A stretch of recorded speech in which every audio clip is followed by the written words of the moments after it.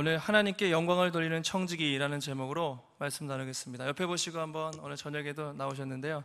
잘 나오셨습니다. 네, 예, 인사하시고 자, 하나님께 영광을 돌린다. 자, 수화 한번 해보겠습니다. 오늘 박정호 목사님한테 특별히 배웠는데요. 하나님께, 자, 이렇게 하나님께 갑자기 생각나네. 하나님께 영광을 돌립시다. 이거예요. 영광을 돌립시다. 이거래요. 하나님께 영광을 돌립시다. 네, 하나님께 영광을 돌리는 삶에 대해서 함께 나누겠습니다. 청지기의 개념과 또 청지기의 특징에 대해서 우리가 월요일부터 쭉 보고 있는데요. 부끄러울 것이 없는 청지기가 되라, 그런 말씀도 들었고요. 또 청지기의 본분이 무엇인가? 맡은 자에게 구할 것은 뭐라고 그랬죠? 맡은 자에게 구할 것은 뭐죠?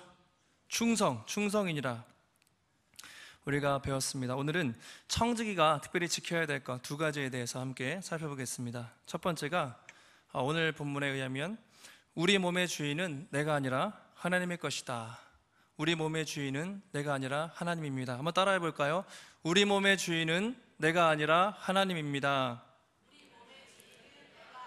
하나님입니다. 두 번째는요, 청지기의 목적은 하나님께 영광을 돌리는 것입니다. 청지기의 목적은 하나님께 영광을 돌리는 것입니다. 두 가지를 한번 살펴보겠습니다. 첫 번째가 우리 몸의 주인이 하나님이다, 그렇게 말하고 있습니다. 오늘 배경을 보면 고린도 교회가 참 문제가 많았습니다. 많은 문제가 있었는데 가장 심각했던 것이 음란의 문제였죠.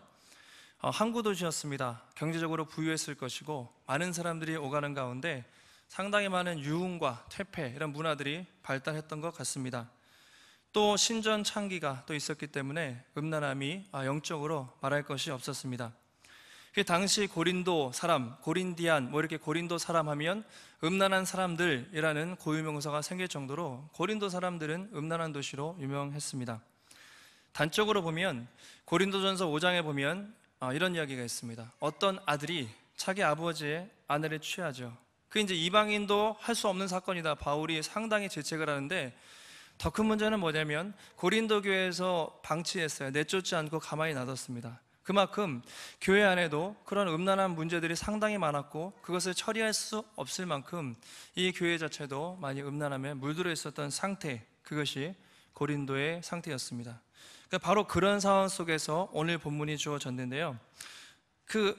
결국 우리 몸은 음란함을 위해서 있는 게 아니라 주의 영광을 위해서 있는 것이다. 그 말을 바울이 하고 싶은 것이죠. 뭐라고 하냐면 창녀와 파는 자가 그와 한 몸이 되는지 모르느냐. 그러니까 다른 모든 범죄는요, 몸 밖에 죄를 짓는데 이 음란은 몸에 죄를 짓는 것이다. 그래서 절대로 이 몸을 더럽히지 말라. 그러면서 이 몸에 대해서 특별히 강조를 하고 있죠. 자, 그것이 우리 19절 말씀입니다. 오늘 첫 번째 읽었던 19절인데요. 다시 한번 앞에 보시고 읽겠습니다. 시작. 너희가 하나님께로부터 받은 바 너희 가운데 계신 성령의 전인 줄을 알지 못하느냐? 너희는 너희 자신의 것이 아니라. 자, 먼저 너희 몸은 뭐라고 되어 있죠? 너희가 하나님께로부터 받았다, 이렇게 되어 있습니다. 하나님께로부터 받은 바, 그러니까 내 몸이요, 내 게 아니라 받은 거예요. 다시 말하면 내 몸의 소유권이 하나님께 있다는 거죠. 나한테 있지 않고 내 마음대로 할 수 없고 내 몸의 소유권이 하나님께 있기 때문에 내 몸이 내 게 아니라 하나님의 것이기 때문에 당연히, 그죠? 내 마음대로 하는 게 아니라 하나님의 뜻에 맞게 내 몸을 써야겠죠. 이제 그렇게 말하는 것입니다. 하나님이 내 몸에, 내 영혼을 포함한 내 삶의 주인이다, 그것을 말하고 있는 것입니다. 세상 사람들에게 당신 몸의 주인이 누구예요? 또는 당신 삶의 주인이 누굽니까? 물어보면 당연히 내 몸뚱아리 내 건데 그렇게 생각하죠. 당연히 내 몸인데 내 마음대로 하지. 그렇지 않다는 거죠. 하나님께로서 받았다. 그렇게 말하는 사람들은 타락한 사람들의 특징이죠. 다 받은 것인데 자기 것처럼 생각하고 자기 마음대로 사람들이 삽니다. 몸에 문신도 하고요, 이 몸을 혹사시키는 게 내 거라고 생각하기 때문에 그렇죠. 문신도 하고 성형수술, 또 약물 중독, 자살하는 것도 내 몸이 내 거라고 생각하니까 마음대로 목숨을 끊죠. 음행, 이런 것들이 모두가 이 타락한 사람들의 특징이죠. 하나님이 몸의 주인이라는 것을 인정하지 않고 내 거, 이렇게 생각하는 순간 내 마음대로 사람들이 살아가는 것이죠. 근데 성경은 그것이 아니라 너희 몸은 하나님께로부터 받은 것이다, 그렇게 말하고 있습니다. 욥도 고난 중에서 이렇게 고백하죠. 주신 이도 여호와시고 거두신 이도 여호와시니 여호와의 이름이 찬양을 받으실지어다, 그렇게 말하죠. 다 빼앗겨도 처음부터 다 하나님의 것이기 때문에 그는 하나님 아무것도 없는 상황에서 원망하지 않고 여전히 찬양할 수 있었던 이유, 그 몸의 소유권과 자신의 모든 것이 하나님께로 왔다는 것을 평소에 인정하고 살았기 때문이죠. 이게 청지기의 기본 자세입니다. 이게 다 내 거라고 생각하는 순간 청지기가 아니죠. 그죠? 그렇게 말하고 있습니다.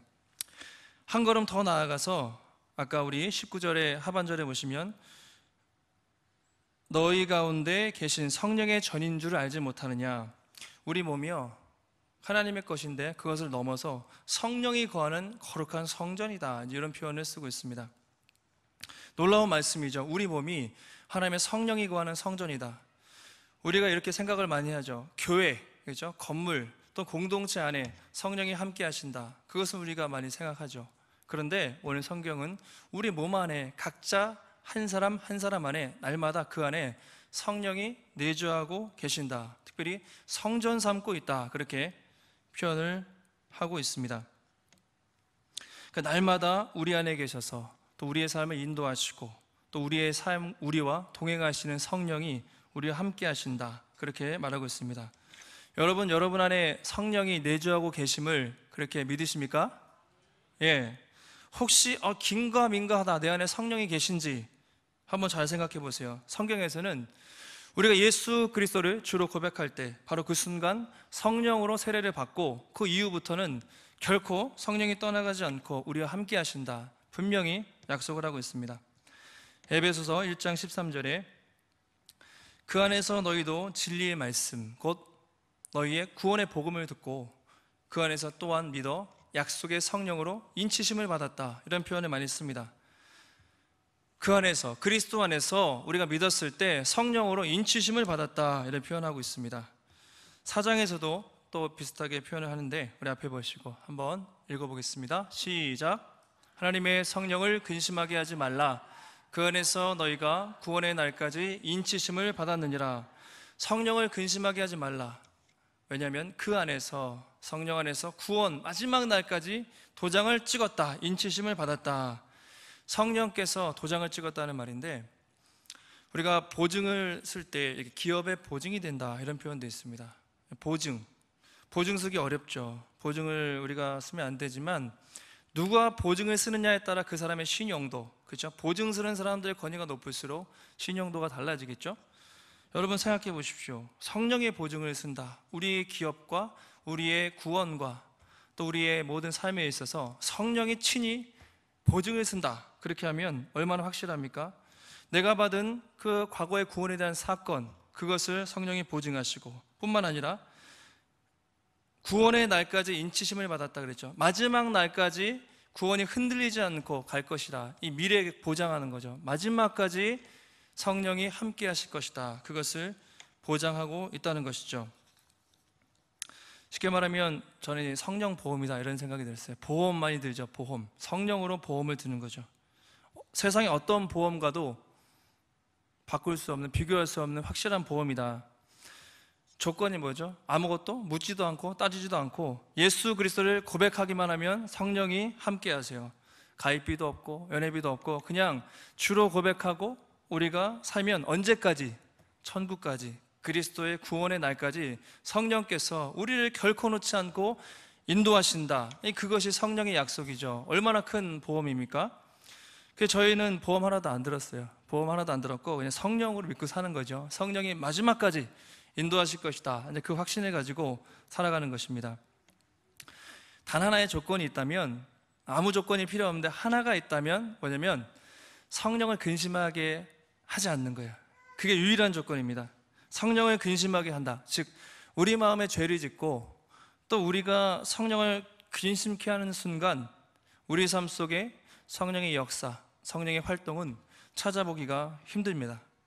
혹시 내 삶이 지금 성령으로 충만하지 못하다, 아까 확실하게 아멘하지 못하신 분들은 생각해 보세요. 혹시 내가 성령을 근심케 해서 성령이 내 안에 충분하게 역사하지 못하고 있는가, 내가 돌아볼 죄악은 없는가, 한번 성전을 아름답게 내가 가꾸고 있는가 한번 생각해 보시기 바랍니다. 구약시대 하면 성전이 얼마나 거룩했습니까? 같은 개념이에요. 성전 또는 성소, 성소에는 제사장만이 들어갈 수 있었고 지성소에는 1년에 한 번 대제사장만이 갔습니다. 조금만 부정하면 죽었어요. 그만큼 성전은 거룩한 것이죠. 우리가 이렇게 한 달에 한 번씩 교회 클리닝 사역을 한단 말이에요. 청소를 하는데 깨끗하게 막 교회를 이제 바닥부터 저희가 청소를 잘 하잖아요. 마찬가지로 우리 내면에 성령이 거하는 성전이기 때문에 날마다 말씀으로 또 회개하면서 거룩하게 가꾸지 않으면 그 성령께서 충만하게 우리 가운데 역사할 수 없다는 것이죠. 다시 한번 돌아보시기 바랍니다. 혹시 내가 죄를 짓고 또 성령을 근심케 하고 그리고 거룩하지 못한 그런 성소를 더럽힌 것들이 혹시 내 안에 있지 않은지 살펴보시기 바랍니다. 새해에도 우리가 정말 성령을 근심케 하지 않고 정말 거룩하게 깨어서 성령의 충만함으로 살아가시는 성령 충만한 성도들이 되시기를 축원합니다. 우리 한 가지, 두 번째, 청지기의 목적이 뭐냐? 하나님께 영광을 돌리는 것입니다. 우리 20절 말씀 함께 읽어보겠습니다. 20절 시작. 값으로 산 것이 되었으니 그런즉 너희 몸으로 하나님께 영광을 돌리라. 한글 성경에는 가르, 그러니까 19절과 20절에 접속사가 있는데 그러므로라는 것이 있습니다. 그 앞에 연결되는 것인데요, 20절에 우리 몸이 내 것이 아닌 그 이유가 무엇인지 19절에 이어서 20절에서 설명을 합니다. 값으로 산 것이 되었다, 이렇게 말하고 있습니다.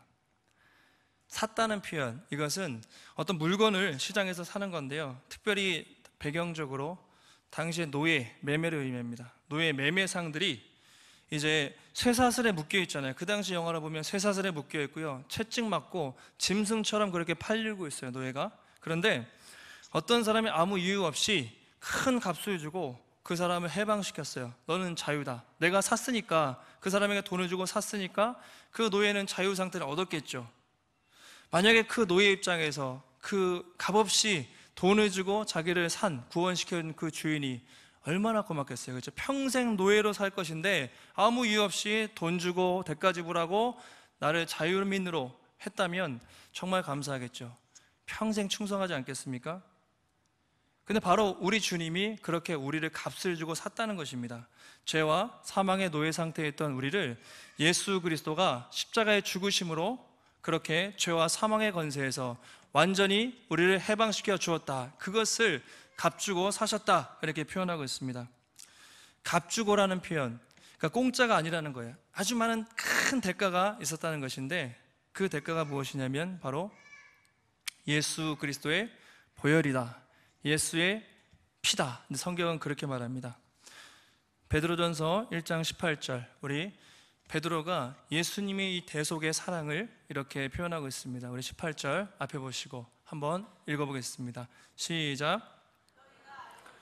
너희 조상이 물려준 헛된 행실에서 대속함을 받은 것은 은이나 금같이 없어질 것으로 된 것이 아니요 오직 흠없고 점없는 어린 양 같은 그리스도의 보배로운 피로 된 것이니라. 아멘. 아까 값을 지불했잖아요. 그 값이 뭐냐면 은, 금, 상당히 귀한 것입니다. 그런데 그것조차 썩어 없어질 것이죠. 그렇죠? 그것이 아니라 영원한 예수 그리스도의 보혈로 우리를 구원하셨다는 거죠. 아무리 착한 주인이 있어도, 주인이 착하다고 해보세요. 돈을 주고 금을 주고 노예를 사도 그 주인은 정말 위대한 주인입니다. 그렇죠? 노예를 뭐 돈 주고 살 필요가 없으니까. 그런데 하물며 자기 목숨을 주고 노예를 해방하는 주인이 없죠. 그런데 우리 주님이 나 같은 죄인, 우리 같은 죄인을 해방하기 위해서, 구원하기 위해서 은도 아니고 금도 아니고 땅도 아니고 부동산도 아니고 가장 중요한 자기 목숨, 그리스도의 피, 하나님 입장에서는 어린 양 예수 그리스도의 피, 그 값을 주고 샀다. 그래서 우리가 구원을 받았다, 그렇게 표현한 것입니다. 바로 이것이 정말 다른 어떤 것으로 표현할 수 없는 우리가 하나님께로부터 받은 사랑이다, 그렇게 말하고 있습니다. 자, 이런 사랑을 받았다면 어떻게 살아가는 것이 합당한가? 뭐라고 하냐면 너희 몸으로 하나님께 영광을 돌리라, 그렇게 말하고 있습니다. 이렇게 큰 은혜를 받은 사람이 주인에게 충성하고 정말 그의 영광을 위해서 살아가는 것이 당연하죠. 우리의 모든 삶이 결국 이제는 나를 위한 삶이 아니라 나를 해방시켜 주신 그 주인, 그분을 위한 삶이 되어야 된다. 그분의 영광을 위한 삶이 되어야 된다. 바울이 그렇게 말하고 있습니다. 하나님의 영광이죠. 부모들이 자녀들의 이름을 지을 때 되게 고민을 많이 하죠. 고민을 많이 합니다. 저희도 셋이니까 첫째, 둘째는 윤서, 윤아는 저희 아내가 쉽게 졌어요. 근데 셋째가 임신했는데 아들이라는 얘기가 듣고 주변에서 막 이제 서로 좀 이름을 짓겠다고 막 이렇게 간섭을 했어요. 그러다가 저희 아버지가 저희 첫째, 둘째는 그냥 저희가 졌는데 아들이라고 자꾸 요셉이라고 줬으면 좋겠고 뭐라고 이렇게 약간 비선 실세 간섭을 하시는 거예요. 근데 이제 부모님이니까 안 하면 되게 서운할 것 같고 어떻게 해야 되나 하다가 요셉이라고 성경을 이름을 지으면 아이가 좀 힘들 것 같고, 그래서 태명이 영광이었는데 그냥 부모님한테 원래는 영광이라고 안 지려고 했는데 윤자 돌림으로 막 고민하고 있었어요. 그런데 하시니까 하나님께 영광을 돌려야겠다, 이제 그런 마음을 가지고 그냥 태명으로 그렇게 했고, 아버지도 괜찮다고 해서 이제 그렇게 됐어요.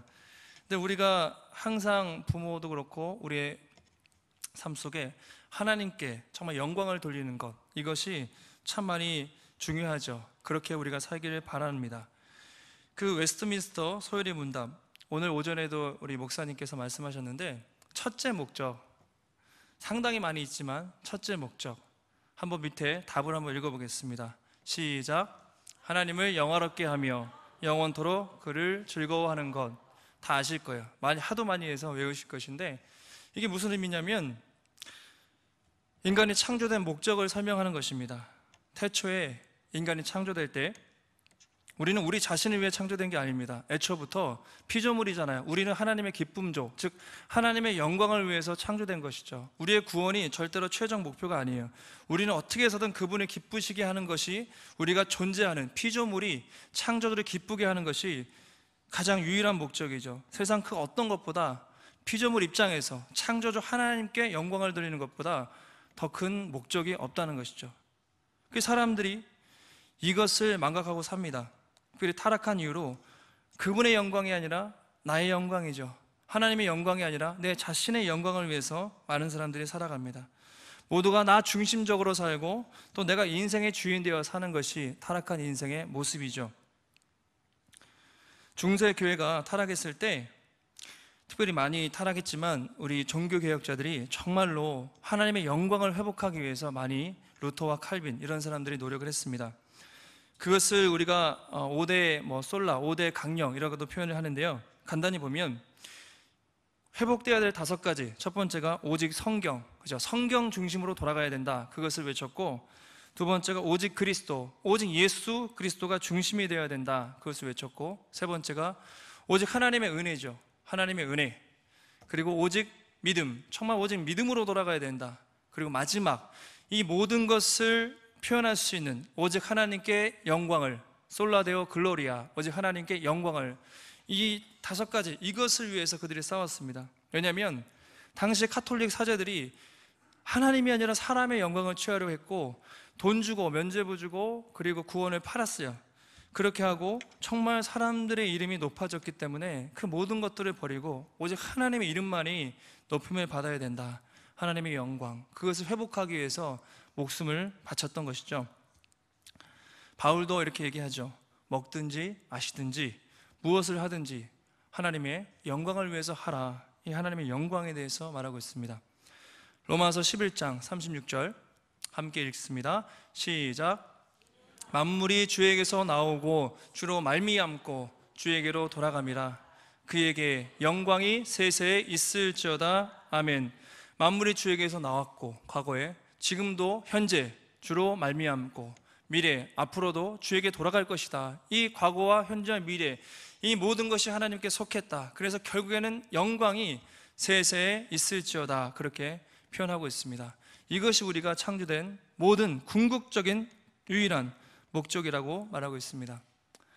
근데 지금 우리가 사는 시대 어떻습니까? 하나님의 영광 받는 시대 같습니까? 아닌 것 같아요. 무너져 있습니다. 특별히 믿는 사람들도 우리가 입으로는 그분의 영광이라고 하지만 정말 그렇게 정말로 사는지 한번 생각해 봐야 될 것 같아요. 청문회 보면서 가장 안타까운 것이 뒤로는 사리사욕을 위해서 하는데 다 국민을 위한 거래요. 나라를 위해서 했다고 그래요. 저는 근데 정말 그 사람들이 정말 그랬을까? 속으로는 다 부와 권력을 이용해서 자기 사리사욕을 채워놓고선 이게 국민을 위한 길이었다. 정말 그런 거짓말을 하죠. 그때 참 너무 마음이 답답해요. 우리도 말로는 하나님의 영광을 위해서 산다고 하지만 얼마나 나의 영광을 위해서, 나의 유익을 위해서 살 때가 많은가? 혹시 하나님도 우리의 그런 표현들을 보면서 답답해 하시지 않을까? 그런 생각을 한번 해봤습니다. 정리하겠습니다. 우리 하나님의 영광을 위해 살았던 사람 한 사람이 생각났는데 세례 요한이었습니다. 요한. 그가 했던 단 한마디, 그는 흥하여야 하고 나는 쇠하여야 하리라, 이렇게 말했습니다. 그는, 즉 예수 그리스도 하나님은 높임을 받아야 하고 나는 망해도 좋다, 이런 마음으로 살았던 것입니다. 오늘날 많은 사람들이 반대로 해요. 나는 흥해야 되고 그는 쇠해야 된다. 말은 안 해도 조금 믿음 좋은 사람들은 하나님도 흥하고 나도 흥했으면 좋겠다, 그렇게 말해요. 둘 다 잘 되길 원합니다. 그런데 그것은 둘 다 망하는 길입니다. 성경은 내가 쇠할 때, 내가 예수 그리스도를 위해서 기꺼이 죽기로 작정할 때 그것을 통해서 하나님께서 영광을 받으시고 그것이 둘 다 사는 길이다, 그렇게 말하고 있습니다. 14장 8절 우리 함께 읽고 정리하겠습니다. 로마서 14장 8절 함께 읽습니다. 시작. 살아도 주를 위하여 살고 죽어도 주를 위하여 죽나니 그러므로 사나 죽으나 우리가 주의 것이로다. 아멘. 사랑하는 성도 여러분, 우리 모두는 하나님의 청지기로 부르심을 받았습니다. 너무나 큰 은혜를 받았습니다. 그 목적이 무엇입니까? 나의 행복이 아니라 거룩입니다. 그리고 나의 영광이 아니라 그분의 영광, 이제 우리의 삶은 그렇게 나가야 할 것입니다. 혹시 한 해를 돌아보실 때 정말로 하나님의 영광을 위해서 사셨는지 잠깐 살펴보시기 바랍니다. 혹시 그렇지 못했다면 우리가 앞으로 새해 내가 어떻게 정말 그분의 영광을 위해 살 것인가 생각해 보시기 바랍니다. 크고 거창한 게 아니라도 상관이 없어요. 그냥 내가 속한 것에서 내가 할 수 있는 그 일을 주를 위해서 한다면 하나님은 그 어떤 작은 일을 통해서도 영광을 받으실 것입니다. 새해 또 우리의 모든 삶이 오직 하나님만을 높이고 또 아직 하나님께만 영광을 돌리는, 그래 주님의 이름을 높여드리는 복된 청지기의 삶이 되시기를 예수님의 이름으로 축원합니다. 기도하겠습니다. 기도하실 때 하나님, 내 몸의 주인은 내 것이 아닙니다. 우리는 하나님으로부터 위탁받아 가는 것입니다. 오늘 많은 사람들이 내 몸을 내 것으로 여기고 내 마음대로 하는데 하나님, 우리의 몸을 아껴서 아낌없이 주를 위해 사용할 수 있는, 특별히 성령을 근심케 하지 않고 우리 안에 계신 성령을 소멸치 않고 성령에 민감하게 깨어서 성령과 동행하는 삶을 살 수 있게 해주시기를 기도하시고, 또 한 가지는 우리의 모든 삶이, 우리의 존재 이유가 하나님께 영광을 돌리는 것인데 입술로만이 아니라 정말 우리의 삶이 정말 그분께 영광을 돌리고 그분의 이름을 높여드리는 그런 삶이 될 수 있도록, 마지막 내 중요한 정치 일정이 있습니다. 하나님 간섭화해 주시고 시간과 역사의 주인이신 하나님, 이 나라의 민족을 불쌍히 여기시고 사람의 뜻과 방법대로가 아니라 하나님의 뜻 가운데 내일도 선하게 하나님께서 인도해 주시기를 우리 주신 말씀 기억하시면서 우리 간절히 기도하다가 돌아갑니다. 주님의 이름 찾고 합심해서 기도하겠습니다. 주여